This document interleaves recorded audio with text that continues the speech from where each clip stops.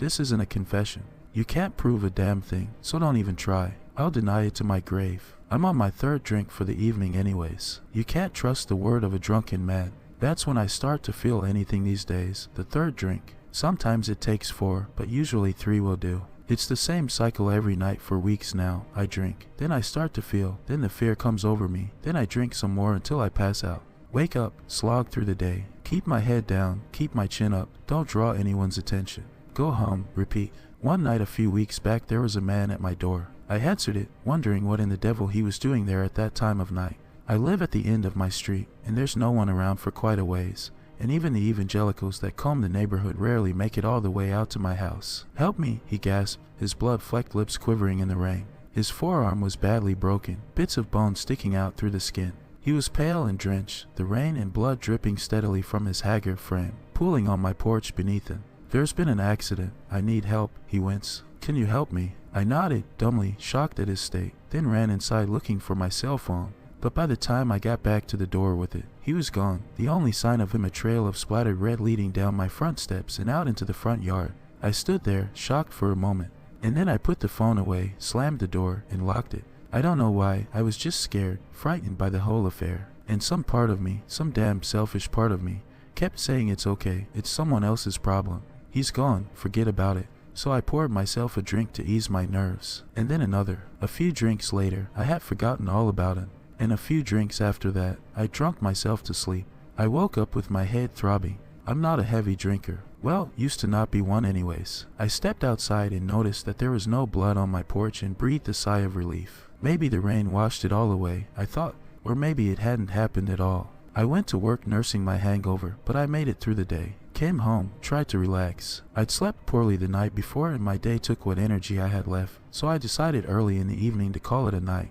I was just about to go bed when there was another knock at the door. I froze, looking over to it. My heart raced. I tried to laugh off my rising fear. It was just someone at the door, nothing to be afraid of.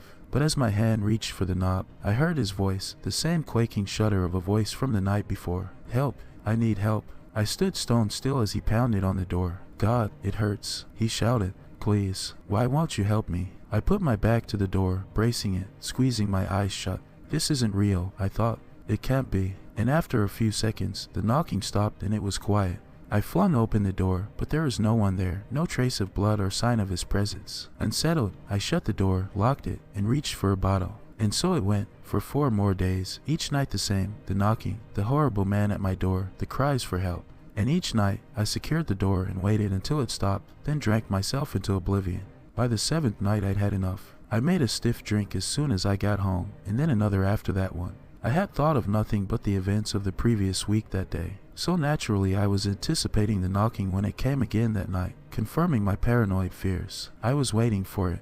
I threw open the door upon the first knock, and there he was, battered arm hanging limp at his side, pale face twisted into a grimace. But before he could say anything, I leveled my shotgun at his face and pulled the trigger. His head popped like a blister, and I fired a second time, blowing his arm clean off and leaving a hole in his torso. Covered in his wet viscera, I shut the door. I want to say I was in a trance, that I was on autopilot and out of my head, but that's not true. I knew exactly what I was doing. I was trying to make a point to myself. See, I'm a level-headed man. I don't believe in ghosts or the supernatural or anything like that.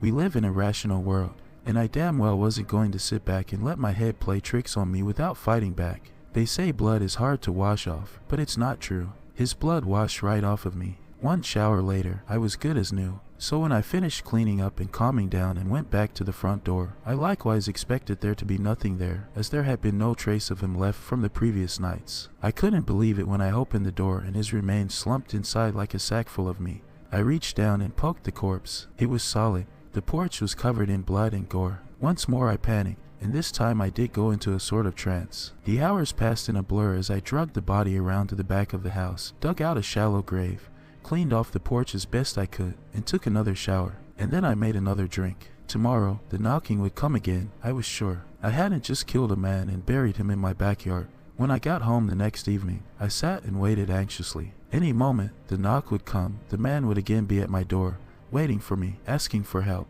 Maybe tonight I'd laugh, invite him in, ask him if he wanted a drink, I thought, sipping my own drink nervously. The minutes stretched out, and it felt like I'd waited an eternity when it finally came.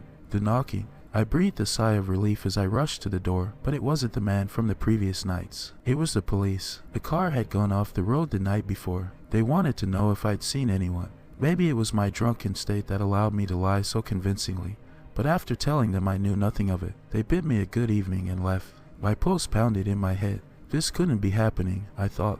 It wasn't real. The thoughts piled on, one by one, and all I could do to quell them was keep drinking until I lost consciousness. I called in sick the next day. I checked my backyard, and sure enough, the grave I dug was still there, still fresh. I dug him up, burned the body until it was ash. When I was done, I went back inside the house and numbly sat down.